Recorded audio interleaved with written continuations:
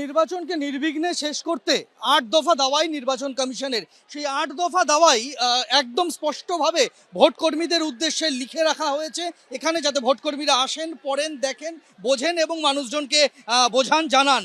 প্রথমেই হচ্ছে fear free voting, অর্থাৎ ভয়হীন ভোট, কোনো রকম সন্ত্রাসহীন ভোট, যে কোনো রকম ভীতি প্রদর্শনের ঘটনাবিহীন ভোট, কোনো রকম প্ররোচনাবিহীন ভোট, ছাপ্পাবিহীন ভোট, বুথ জ্যামিং বিহীন ভোট এবং ভোটারদের আটকানো বিহীন ভোট।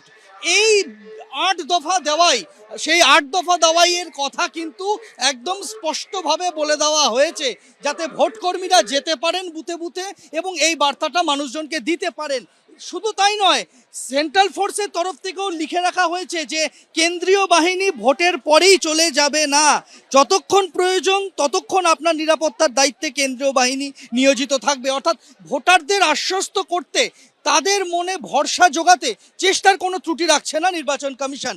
আমি যেখানে রয়েছি আরামবাগে, এখানে আরামবাগ বিধানসভা এবং গোঘাট বিধানসভা, হুগলির যে মোট 18টি বিধানসভা রয়েছে তার মধ্যে 2টি বিধানসভা ক্ষেত্রের ডিসিআরসি এটা।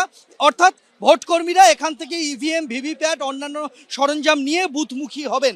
আমরা দেখতে পাচ্ছি যে ইতিমধ্যেই বহু ভোটকর্মী তারা চলে এসেছেন। গন্তব্যে রওনা হওয়ার আগে হাতে তারা ভোটার লিস্ট পেয়েছেন, হাতে তারা ইভিএম পেয়েছেন, ভোটার লিস্ট মিলিয়ে দেখে নিচ্ছেন, বুঝে নিচ্ছেন, যা যা কিট আছে সেগুলো তারা একবার শেষ মুহূর্তে দেখে নিচ্ছেন।